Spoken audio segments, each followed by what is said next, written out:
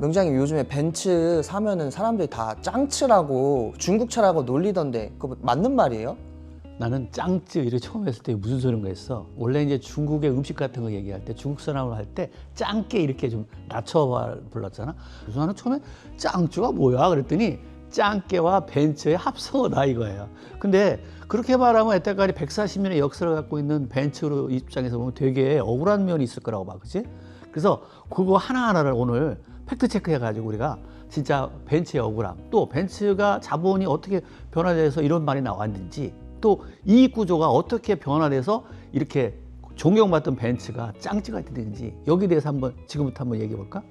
사람들이 이게 제일 말이 많던데 벤츠가 중국 자본에 넘어갔다는 이야기가 많더라고요. 지분이 굉장히 중요하잖아요. 자본주의 사회니까요. 그렇지. 지금까지의 자본주의 사회에서는 지분이 굉장히 모든 결정을 했지. 벤츠 본사의 지분의 1대 주주랑 2대 주주가 다 중국 회사더라고요. 거의 총 20%를 갖고 있던데 그러면 사실상 독일 기업이 아니라 중국 기업으로 봐야 되는 게 아닌가요? 우리나라의 법으로 보거나 다른 나라 법으로 면 경영에 많이 참여 지분 구조를 가보면 만약에 중국에서 그런 거를 결정을 할 수 있다라고 볼 수 있는데 독일은 아니에요.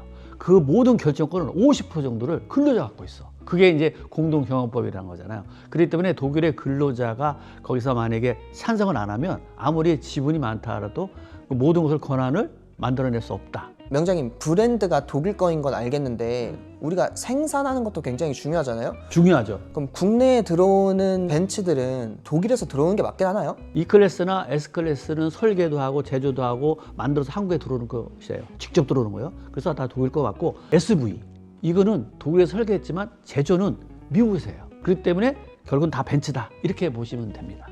내연기관의 심장은 역시 엔진이잖아요. 엔진이지. 엔진이 그럼 다 독일산인 건가요? 우리나라에 들어와 있는 차, 벤츠차는 다 독일산이 맞아요. 독일에서 다 제조해서 들어오는 게 맞아요.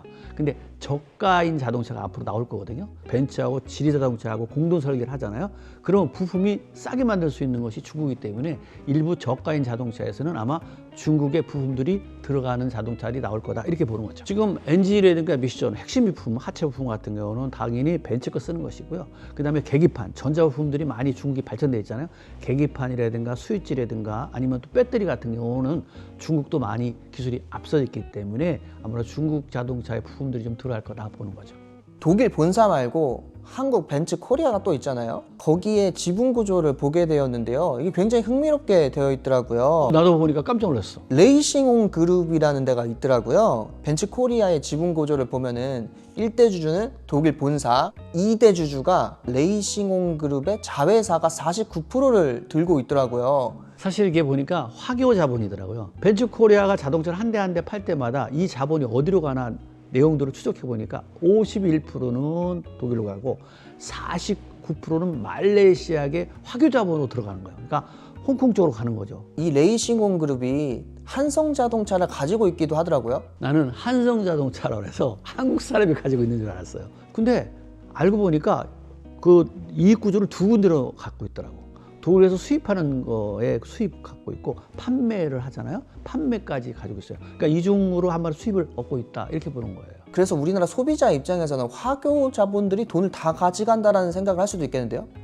사실 우리가 한 가지만 보면 뭐 우리가 우리나라 자동차 판매해서 독일로 가져가고 또 49%는 화교계 홍콩 쪽으로 넘어가니까 돈이 다 빠져나가서 나쁜 쪽으로 생각할 수 있는데 요새는 모든 게 글로벌화 시대잖아요. 그 회사의 경영 방침이기 때문에 좀 뭐라고 나쁘다는 표현은 안 하지만 좀 아쉽다라는 표현을 할 수 있는 거죠. 화교 자본이 벤츠에 투자를 했기 때문에 그 벤츠 자동차가 한국에 와서 뭔가 자동차 시장을 굉장히 폭넓게 넓혔다라는 1등 공신은 역시 화교 자본이 도움이 컸다 이렇게 볼 수 있는 거죠. 단 재투자가 안 되기 때문에 뭐 그렇게 나쁘다라고 볼 수는 없지만 조금 한국의 입장에서 볼 때는 좀 아쉽다라는 말을 할 수 있는 거죠. 결론적으로 말씀을 들어보니까 지분만 조금 갖고 있을 뿐이지 독일에서 다 들어오고 뭐 이사회에서 권리도 크게 없는 것 같고, 그럼 결국에 국내에 있는 벤츠 오너들의 그 짱츠라고 하는 오명은 헛소문이네요. 그렇죠. 짱짜라고 한 거는 우리가 그동안에 벤츠에 대했던 기대감이라든가 이런 것들이 강했는데,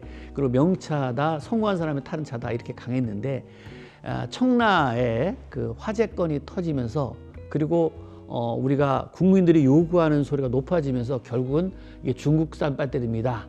그 중국에서 좀 많이 떨어지고 세계 글로벌 시장에서 차지하는 비율이 낮은 그런 배터리 썼기 때문에 어떻게 벤츠에서 그 좋은 차에 그런 배터리를 쓸 수 있지? 중국이 우리 속인 거 아니야?